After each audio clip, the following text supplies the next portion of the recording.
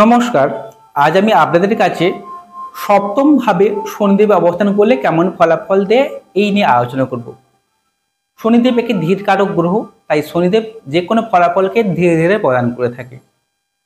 শনিদেব উচ্চস্থ হয়ে থাকেন তুলা রাশির ঘরে 20 ডিগ্রি অবধি সুতুঙ্গী হয়ে থাকেন এবং নিচস্থ হয়ে থাকেন মেষ রাশির ঘরে 20 ডিগ্রি অবধি নিচস্থ হয়ে থাকেন। শনিদেব নিজস্ব ঘর হচ্ছে মকর রাশির ঘর এবং কুম্ভ রাশির ঘর। কুম্ভ রাশিতে শনিদেব মূল ত্রিকোণ স্থানটি এবং 15 ডিগ্রি অবধি এখানে মূল ত্রিকোণে তিনি অবস্থান করে থাকেন। শনিদেব ধীর কারক হওয়ার জন্য যে কোনো ফলাফলকে ধীরে ধীরে প্রদান করে থাকে, তাই তিনি যেখানে অবস্থান করে সেই স্থানের ফলকে একটু ডিলে করিয়ে দেয়, ধীরে করিয়ে দেয়। আবার যেখানে দৃষ্টি প্রদান করে থাকেন সেই সেখানের ফলকে নিয়ে বা ফল প্রাপ্তিতে, সেই ভাবের ফল প্রাপ্তিতে তার একটা সমস্যা স্ট্রাগল আসে জীবনে এবং ধীরে ধীরে সে স্থানের ফল প্রদান করে থাকে। সেই স্থানকে কেন্দ্র করে মানুষকে অনেক পরিশ্রম বা সংগ্রাম করতে হয়, তারপরে এই ফলাফলটা পেয়ে থাকে। শনিদেব সপ্তমভাবে অবস্থান করলে কেমন ফলাফল দিয়ে থাকে আজকে এটা হচ্ছে আমাদের আলোচ্য বিষয়। তাই যাদের জন্মছকে লগ্নের সপ্তম ভাবে শনিদেব অবস্থান করেছে তারাই শুধুমাত্র অনুষ্ঠানটি খুব মনোযোগ সহকারে শুনবেন। নমস্কার, আমি অ্যাস্ট্রোলজার প্রণবাচার্য। আপনারা দেখছেন অ্যাস্ট্রোলজার বেঙ্গলি। এই চ্যানেলে আপনাদের সকলকে স্বাগত জানাই। আপনারা নতুন হয়ে থাকলে চ্যানেলটিকে সাবস্ক্রাইব করবেন, বেল চিহ্ন টিপবেন, অল নোটিফিকেশনে ক্লিক করে দেবেন। এর ফলে আমার প্রত্যেকটি ভিডিও আপলোড করা মাত্রই আপনারা সবার আগে নোটিফিকেশনটি পেয়ে যাবেন। এছাড়া আপনারা যদি আমাকে জন্মছক বিচার করতে চান তাহলে মোবাইল নাম্বার রয়েছে, এই মোবাইল নাম্বারে যোগাযোগ করবেন। শুরু করছি মূল আলোচনায়। সপ্তমভাবে শনিদেব যদি অবস্থান করে থাকে তাহলে কেমন ফলাফল দেয় এটা হচ্ছে আলোচ্য বিষয় যেহেতু, তাই সপ্তম ভাব থেকে আমাদের কি কি বিচার করা হয়ে থাকে এটা আগে আলোচনা করব। সপ্তম ভাব হচ্ছে আমাদের হচ্ছে বিবাহর ভাব। আমাদের বিবাহিত জীবন কেমন হবে, আমাদের স্বামী স্ত্রী কেমন হবে, আমাদের ব্যবসা বাণিজ্য কেমন হবে, এইগুলো বিচার করা হয়ে থাকে। এবং সেই সঙ্গে আমাদের আদার্স পিপিল মানে আমি নিজে এবং আমার যে বাইরের লোকজন কেমন ধরনের হবে, তাদের সঙ্গে কেমন সম্পর্ক হবে, এই সপ্তম ভাব থেকেই বিচার করা হয়ে থাকে। এই সপ্তম ভাব অত্যন্ত একটি গুরুত্বপূর্ণ ভাব, কারণ বিবাহ সপ্তম ভাব থেকে বিচার করা হয়ে থাকে। কারণ বিবাহিত জীবনের উপর ডিপেন্ড করে একটা মানুষের জীবনে অনেক কিছুই, এবং ব্যবসা বাণিজ্য তাও সপ্তম ভাব থেকে বিচার করা হয়ে থাকে। তাই সপ্তম ভাবের গুরুত্ব অত্যন্ত বেশি, এবং সপ্তম ভাবকে একটি অশুভ ভাব বলে জ্যোতিষশাস্ত্রে বর্ণনা করা হয়ে থাকে, এবং সপ্তম ভাব কিন্তু বা কেন্দ্র ভাবও বটে। শনিদেব কিন্তু সপ্তম ভাবে দিকবল প্রাপ্ত হয়ে থাকে। শনিদেব লগ্নভাবে অবস্থান করলে কিন্তু বলহীন হয়ে যায়, কিন্তু আবার শনিদেব সপ্তমভাবে অবস্থান করলে দিকবল প্রাপ্ত হয়ে থাকে। এই শনিদেব সপ্তমভাবে অবস্থান করলে কি হয়, তার বিবাহিত জীবন প্রথম জীবনে হয়তো কিছুটা সুখ এলেও পরবর্তী সময়ে বিবাহিত জীবনের থেকেও একটা উদাসীনতা ভাব কাজ করবে। সংসারের প্রতি একটা মায়া মোহ যেন কোথায় কমতে শুরু করবে এমনটা লক্ষ্য করা যায়। সপ্তমভাবে শনি থাকলে তার প্রেম জীবনে চলার ক্ষেত্রে নানা রকম বাধা আসে। প্রেম করলে সহজে বিয়ে হয় না বা বিয়ে ভেঙে যায়, সেই চলতি প্রেমের মধ্যে সমস্যা আসে, প্রেম থেকে বিবাহ হতে যায় না। আবার অনেক সময় দেখা যায় যদি সপ্তমভাবে শনি রয়েছে, তার শনিটা বক্রী অবস্থায় অবস্থান করছে, তার কিন্তু প্রেম থেকে বিবাহ অনেক ক্ষেত্রে হতে দেখা গেছে। সপ্তমভাবে শনিদেব অবস্থান করলে বিয়েতে দেরি হয়, অর্থাৎ যে বয়সে তার বিয়ে হওয়ার কথা সেই বয়সে তার বিয়ে হচ্ছে না, বিয়েটা দেরি হতে দেখা যায়। সপ্তমভাবে শনিদেব অবস্থান করলে সহজে বিয়ে হয় না। মেয়ে দেখাশোনা হলো বা ছেলে পাত্রী ঘরে দেখাশোনা হলো, কথাবার্তা হলো, দিয়ে সে বিয়েটা ভেঙে যাচ্ছে। এমনটাই বেশি লক্ষ্য করা যায় সপ্তমভাবে শনিদেব অবস্থান করলে। লেট করায়, বিবাহে লেট করায়। কিন্তু আবার সপ্তমভাবে শনিদেব অবস্থান করে যদি বকরি হয়ে যায় তাদের কিন্তু তাড়াতাড়ি বিয়ে হয়ে যায়। খুব কম বয়সে দেখবেন বিয়ে হয়ে যাচ্ছে, বেশিরভাগ দেখা গেছে তার সপ্তমভাবে শনিদেব বকরি ভাবে অবস্থান করছে। ঠিক আছে, এমনটা আমি বাস্তবজনের অভিজ্ঞতা থেকে বই পড়ে আমাদের কাছ থেকে তুলে ধরছি, বই থেকে কিছুটা পড়েছি এবং বাস্তব জীবনে অনেক যে জন্মছক বিচার করে বিশ্লেষণ করে এই অভিজ্ঞতা অর্জন করে আপনাদের কাছে তুলে ধরছি।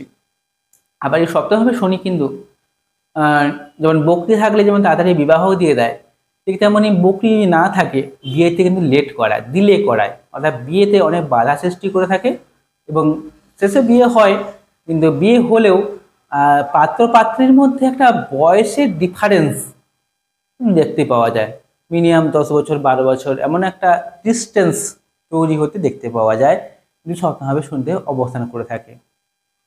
আবার সপ্তমভাবে শনিদেব অবস্থান করলে ব্যবসায় উন্নতি খুব লক্ষ্য করা যায়। বিশেষ করে যারা লোহা, সিমেন্ট, পেট্রোল, ডিজেল, কোনো খনিজ দ্রব্যের ব্যবসা, মেশিন, স্টেশনারি ব্যবসা, এই সকল ব্যবসায় উন্নতি। এমনকি আপনি যদি কোনো কলকারখানার মালিক হয়ে থাকেন বা শ্রমিক হয়ে থাকেন, সেখানে অবশ্যই উন্নতি, সেখানে উচ্চ পদ প্রাপ্তি, ভালো কিছু প্রোগ্রেসকে নির্দেশ করে থাকে সপ্তমভাবে শনিদেব অবস্থান করলে। সপ্তমভাবে শনিদেব অবস্থান করে তার তৃতীয় দৃষ্টি প্রদান করবে আপনার নবমভাবে অর্থাৎ ভাগ্যভাবে। অর্থাৎ সপ্তমভাবে যা শনিদেব অবস্থান করে তার ভাগ্যের সহজে উন্নতি হতে চায় না, ভাগ্যের উন্নতিতে অনেক বাধা আসে। তবে খুব লেটে এদের ভাগ্য উন্নতি হয়ে থাকে। মিনিমাম 45 এজের পরে বা 48 কিংবা 48 বছর বয়সের পরে এদের ভাগ্যের উন্নতি হতে দেখতে পাওয়া যায়। নবমভাবে যখন তৃতীয় দৃষ্টি প্রদান করবে, সেই ভাবকে নিয়ে জাতককে বা জাতিকাকে প্রচুর স্ট্রাগল বা সংগ্রামও করতে হয়। এই সংগ্রাম করতে করতে বয়সও এগিয়ে যায়, গড়িয়ে যায় এবং তারপরে তার জীবনে উন্নতি আসে। সংগ্রাম পরিশ্রম না করলে নবম ভাবকে কেন্দ্র করে, অর্থাৎ নবম ভাবকে যদি কেন্দ্র করে সংগ্রাম না করে বা পরিশ্রম না করে, তাহলে কিন্তু তার ভাগ্যের সহজে উন্নতি হতে দেখতে পাওয়া যায় না। তার বাবার সঙ্গে মাঝে মাঝে মনোমালিন্য হতে দেখতে পাওয়া যায়, যা সপ্তমভাবে শনি থাকে। বাবার সুস্বাস্থ্যের অবনতি হওয়া বা বাবার সঙ্গে মনোমালিন্য এমনটা লক্ষ্য করা যায় সপ্তমভাবে যাদের শনি থাকে। ভাগ্যের সহজে উন্নতি হয় না, তবে এরা গুরু কৃপা লাভ করে। শুধু তাই নয়, কোনো ঈশ্বরের প্রতি ভক্তি শ্রদ্ধা এর জীবনে প্রচুর লক্ষ্য করা যায় এবং গুরু কৃপা লাভ এবং ঈশ্বরের একটা আশীর্বাদ এর জীবন চলার ক্ষেত্রে পায়। এবং শেষের দিকে অর্থাৎ 45 এজের পরে এদের উন্নতি হয়, গুরু কৃপা লাভ পেয়ে থাকে। সপ্তমভাবে শনিদেব অবস্থান করে তার ডাইরেক্ট দৃষ্টি প্রদান করবে আপনাদের লগ্নভাবে। সপ্তম দৃষ্টি লগ্নভাবে যখন দৃষ্টি প্রদান করবে, এদের মাঝে মাঝে শারীরিক সমস্যা দেখা যেতে পারে, যেমন কোমরের যন্ত্রণা হওয়া, হাড়ে ব্যথা বেদনা, দাঁতের সমস্যা, কানের সমস্যা, এগুলো বেশি ভোগে এই যাদের সপ্তমভাবে শনিদেব অবস্থান করে।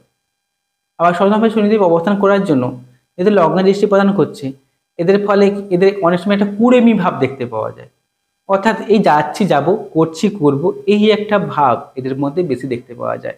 এই আলস্যকে পরিত্যাগ করবেন, তাহলে জীবনে খুব দ্রুত সাফল্য লাভ আপনারা জীবনে করবেন।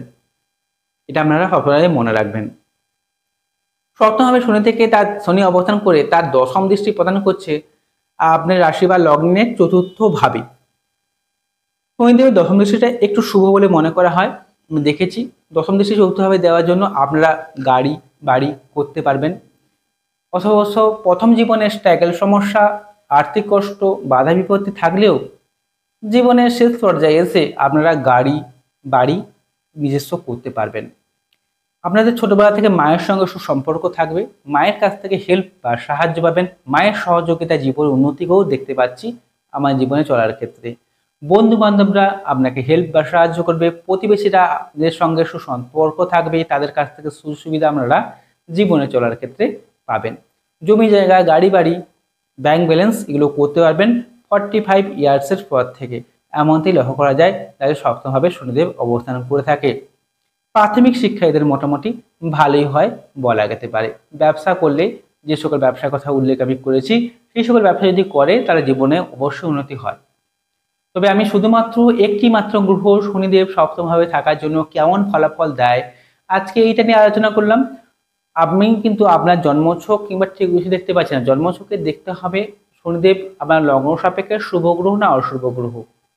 শনিদেব সপ্তমভাবে অবস্থান করেছে, সেখানে কোনো অশুভ গ্রহ দ্বারা দৃষ্টিপ্রাপ্ত হয়েছে কিনা, বা অশুভ কোনো গ্রহ যেমন রাহু, কেতু, শনি, মঙ্গল, রবি এই সকল গ্রহ দ্বারা পীড়িত হয়ে গেছে কিনা বা একসঙ্গে বসছে কিনা তাও দেখতে হবে। বর্তমান সময়ে কোন গ্রহের দশা অন্তশা চলছে তা দেখতে হবে। তাহলে একটা পুঙ্খানুপুঙ্খ তথ্য বলে দেওয়া যায় যে বর্তমান সময় শনিদেব আপনাকে কেমন ফলাফল দেবে, আগামী দিনে কেমন ফলাফল দেবে, কি কি নিয়ে কাজ করলে আপনার উন্নতি হবে, তা পুঙ্খানুপুঙ্খ তথ্য বলে দেওয়া যায় শুধুমাত্র জন্মছক বা ঠিকুজি বিচার বিশ্লেষণ করে। তাই অতি অবশ্যই আপনারা আপনাদের ঠিকুজি বা জন্মছককে বিচার বিশ্লেষণ করাবেন। আপনারা যদি আমার কাছে নিজের জন্মছক বা ঠিকুজি বিচার করা যান, তাহলে মোবাইল নাম্বার রয়েছে, এই মোবাইল নাম্বারে যোগাযোগ করবেন। যদি অনুষ্ঠানটি ভালো লেগে থাকে চ্যানেলটিকে সাবস্ক্রাইব করবেন। নমস্কার, সবাই ভালো থাকুন, সুস্থ থাকুন।